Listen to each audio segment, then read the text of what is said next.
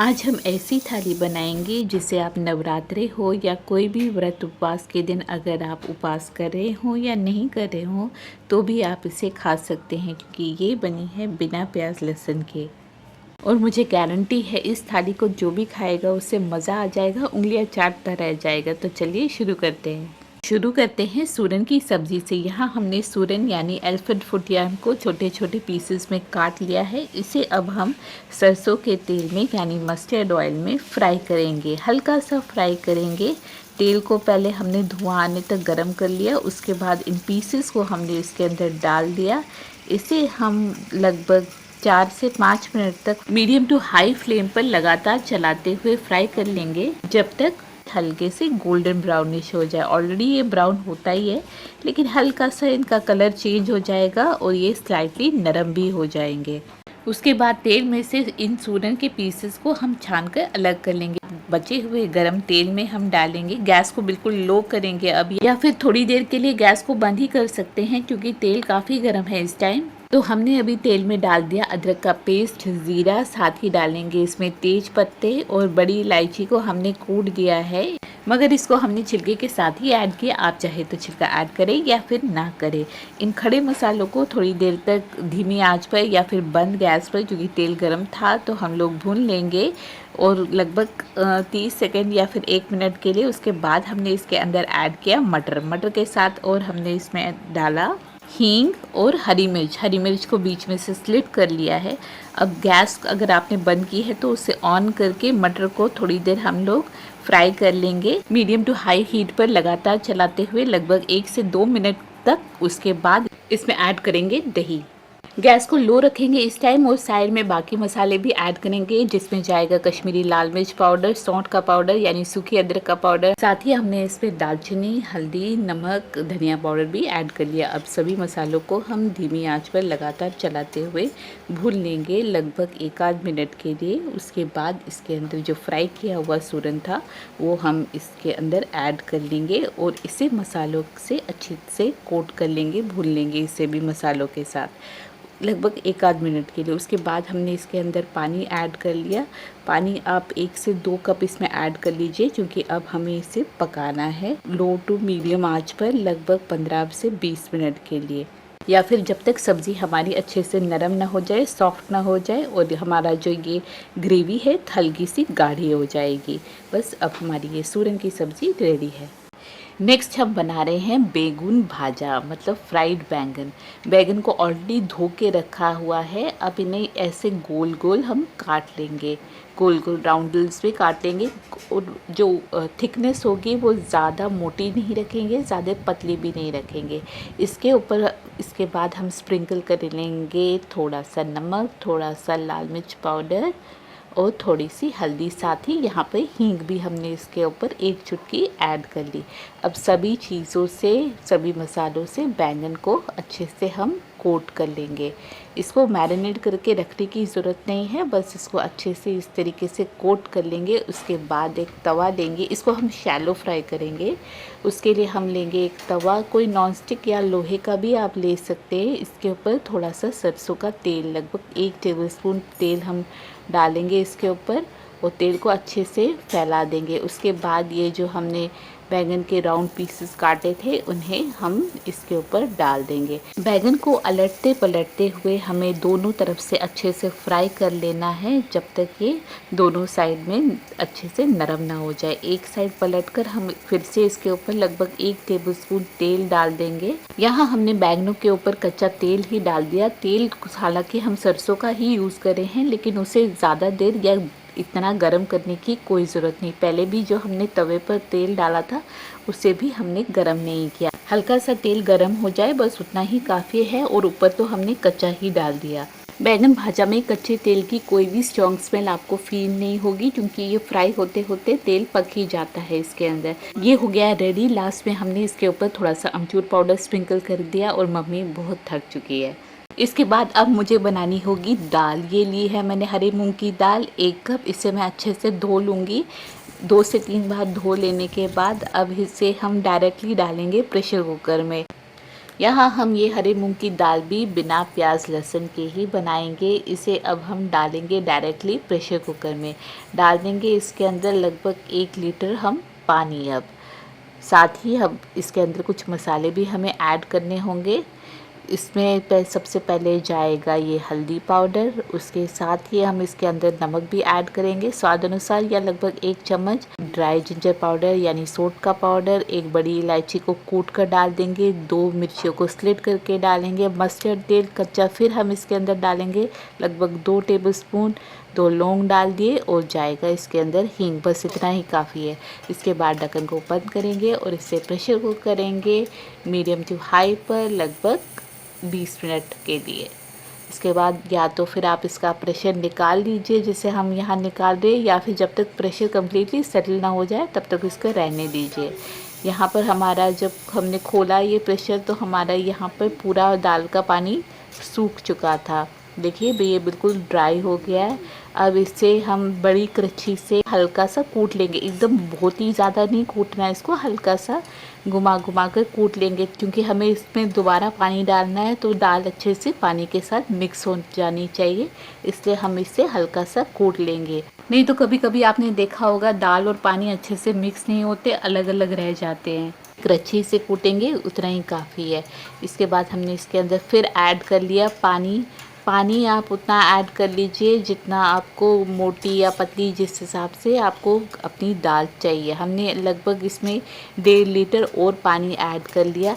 अब इसे हम ढककर फिर से पकाएंगे, हाई पर रखेंगे जब तक इसमें उबाल ना आ जाए, अच्छे से 5 मिनट तक ये उबल ना जाए।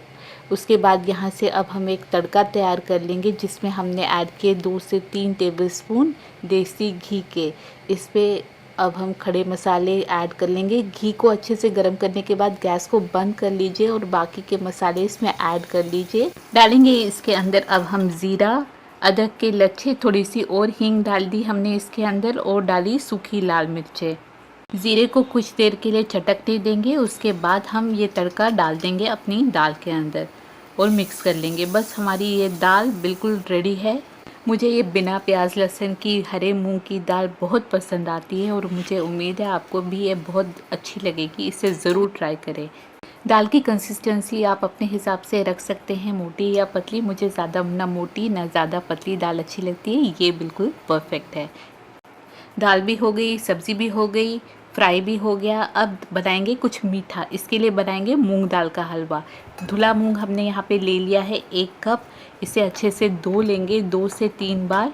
फिर बाद में इसका पूरा पानी हम लोग निचोड़ लेंगे, एक कपड़े में डाल देंगे। आप चाहे तो छन्नी जाली पर भी इसका पानी निचोड़ सकते हैं, मतलब इसको जितना हो सके कम्प्लीटली ड्राई करेंगे। फ़ैन वगैरह के नीचे रखने की कोई ज़रूरत नहीं, बस जितना हो सके पानी हम इसका निकाल लेंगे। इसके बाद हमें इसे सुखाना है। सुखाने के लिए हम डालेंगे इस दाल को एक पैन के अंदर। पहले जितना हो सके कपड़े से पोंछ लेंगे, ड्राई कर लेंगे, ताकि हमें ज़्यादा मेहनत ना करनी पड़े, ज़्यादा टाइम ना लगे इसे सुखाने में। जितना हो सके हमने सुखा लिया। अब बाकी का सूखेगा ये पैन के अंदर ही। तो हमने पूरी दाल को डाल दिया पैन के अंदर और इसे अब हम लगातार चलाते हुए लो टू मीडियम पर रोस्ट कर लेंगे। तो ये दाल सूख तो जाएगी ही और साथ में भुन भी जाएगी। भुनेगी अच्छी तरह, थोड़ी सी क्रिस्प हो जाएगी, तभी हम इसका अच्छे से पाउडर बना पाएंगे। तो इस बात का आपको ख्याल रखना है। दाल ओवर रोस्ट नहीं होनी चाहिए और दाल का कलर ज़्यादा चेंज नहीं होना चाहिए कि काले हो जाएंगे कुछ दाने, ऐसा भी होना नहीं चाहिए। दाल पूरी इवनली रोस्ट हो जानी चाहिए। तो बीच बीच में एक एक दाना देखकर चेक कर लीजिए कि दाल ज़्यादा हार्ड मत हो गई है, क्रिस्प हो गई है और ज़्यादा नरम भी नहीं है। अगर नरम होगी तो अच्छे से पीसी नहीं जाएगी। यहाँ पर हमारी दाल इवनली रोस्ट हो गई है, अच्छे से भुन गई है, क्रिस्प हो गई है। अब दाल को ठंडा करने के बाद हम बना लेंगे इसका एक फाइन सा पाउडर। इस तरीके का टेक्सचर में ये आपको एक फाइन सी सूजी जैसा लगेगा। ये इतना भी आटे जैसा पाउडर जैसा नहीं हो जाएगा, थोड़ा सा फाइन सूजी टाइप का हो जाएगा। अब अगले स्टेप की ओर बढ़ते हैं, जिसमें हमने कढ़ाई ली है। इसमें कर लेंगे घी को गरम। यहाँ हमने देसी घी का यूज़ किया है। इसमें लगभग हमने 3 टेबलस्पून सूजी ऐड कर ली। सूजी को हम लोग 1-2 मिनट तक भून लेंगे लगातार चलाते हुए लो टू मीडियम आंच पर। उसके बाद डाल देंगे इसमें सेम क्वांटिटी में मतलब 3 टेबलस्पून बेसन। अब दोनों सूजी और बेसन को हम लगातार चलाते हुए लो टू मीडियम आंच पर अच्छे से भून लेंगे जब तक इसमें से एक खुशबू ना आ जाए और जो बेसन का कलर है वो भी चेंज हो जाएगा, हल्का सा ब्राउन हो जाएगा। यहाँ हमने इसमें और थोड़ा घी ऐड कर लिया। हमने टोटल जो 1 कप घी लिखा है मेजरमेंट में दिया है वो हमने पूरा एक साथ पहले ही नहीं डाला, थोड़ा थोड़ा करके ऐड किया और उसके बाद टोटल वो हमने 1 कप घी ऐड कर लिया पूरे हलवे में। अब हमने इसमें ऐड किया ड्राई फ्रूट्स। आप कोई भी अपने मनपसंद के ड्राई फ्रूट्स ऐड कर लीजिए, काजू किशमिश बादाम, और फिर उन्हें भी हम लोगों ने भून लिया था बेसन और सूजी के साथ। उसके बाद ये जो बनाया हुआ आटा है दाल का वो हमने इसके अंदर ऐड कर लिया। अब इस दाल के आटे को भी बेसन सूजी ड्राई फ्रूट के साथ हमें लगातार चलाते हुए लो टू मीडियम आंच पर अच्छे से भून लेना है जब तक इस पर हल्की सी खुशबू ना आ जाए और इसका कलर ना चेंज हो जाए। इसमें लगेंगे 15-20 मिनट। तो तब तक हम एक चाशनी बना लेंगे जिसमें कोई तार वगैरह हमें नहीं बनानी है, जिसके लिए हमने लिया है गुड़। गुड़ में डाल दिया हमने 1 लीटर का पानी। गुड़ हमने लगभग 3/4 कप लिया है। आप चीनी भी ले सकते हैं। चीनी या गुड़ आप अपने टेस्ट के हिसाब से कम ज़्यादा ऐड कर सकते हैं। हमने यहाँ पे कम ही रखा है क्योंकि हम कम खाते हैं। और खुशबू के लिए हमने इसमें आधा चम्मच डाल दिया हरी इलायची का पाउडर और हमने इसमें डाला दूध। दूध डालना कम्प्लीटली ऑप्शनल है, आप चाहे तो डालें या फिर ना डालें। दूध डालने से थोड़ी सी हलवे में रिचनेस आती है। चाशनी में आ चुका है उबाल और आटा भी अच्छे से भुन गया है, खुशबू आ रही है। तो अब ये चाशनी हम इस आटे में ऐड कर लेंगे। धीरे धीरे हमने थोड़ा थोड़ा करके ऐड किया और फिर कम्प्लीटली इस चाशनी को आटे में ऐड कर लिया और अब इसे हम लगातार चलाते हुए धीमी आंच पर पकाएंगे। इस स्टेज पर आप शुरू में देखेंगे आटा काफ़ी पतला हो गया है, काफ़ी स्टिकी हो गया है, मगर घबराने की बात नहीं है। आप इसे लगातार चलाते हुए पकाइए। यहाँ पर हमने इसमें थोड़े से केसर के धागे सैफरन भी डाल दिया। केसर डालना ऑप्शनल है, केसर भी हमारे पास अभी इतना ही बचा हुआ था। आटे को पूरी कढ़ाई में बीच बीच में फैलाते हुए पकाएंगे ताकि आटा जल्दी से सूख जाए और सारा एक साथ आ जाए इस तरीके से। यहाँ पर हमने फिर से इसमें थोड़ा सा घी ऐड कर दिया। जैसा मैंने कहा हमने इसमें थोड़ा थोड़ा करके घी डाला है, लगभग पूरा 1 कप। मूंग का हलवा हमारा तैयार हो गया। हलवे ने पूरी कढ़ाई छोड़ दी, सारा एक साथ आ गया। इसको अब हम ज़्यादा ड्राई नहीं करेंगे, हल्का सा मॉइस्ट रखेंगे। हलवा ज़्यादा भी ड्राई अच्छा नहीं लगता, हल्का सा मॉइस्चर उसमें होना चाहिए। तो ये हमारा परफेक्ट मूंग का हलवा तैयार हो गया। ऊपर से थोड़े से ड्राई फ्रूट्स और स्प्रिंकल कर लिए हमने डेकोरेशन के लिए और इसे अब हम सर्व करेंगे। हमारी थाली तो ऑलमोस्ट रेडी हो गई। मीठा बाकी था वो भी आ गया, मगर अभी एक चीज़ बाकी है, वो है पूड़ियाँ। पूड़ियाँ भी फटाफट से तल लेते हैं। पूड़ी का आटा जैसे आपको पता है हमें थोड़ा सा सख्त मारना होता है।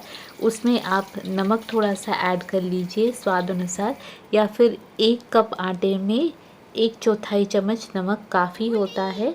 साथ ही में आप चाहे तो पूड़ी के आटे में थोड़ा सा अजवाइन या कलौंजी भी ऐड कर सकते हैं, वो कम्प्लीटली ऑप्शनल होता है। और पूड़ी जब आप बनाएंगे, जब बेलेंगे, तो उसमें सूखा आटा बिल्कुल ना लगाएं, क्योंकि अगर आप सूखा आटा लगाएंगे तो वो सारा तेल में या घी में जिसमें आप पूड़ियाँ फ्राई करेंगे उसमें आ जाएगा और आपकी पूड़ियाँ काफ़ी सख्त बनेगी। ये गलती मैंने एक बार बचपन में की है। तो अब पूड़ियाँ भी तलकर फूलकर रेडी हैं। मैंने वीडियो में ज़्यादा दिखाया नहीं क्योंकि वीडियो और भी ज़्यादा लंबा हो जाता, ऑलरेडी काफ़ी लंबा हो चुका है।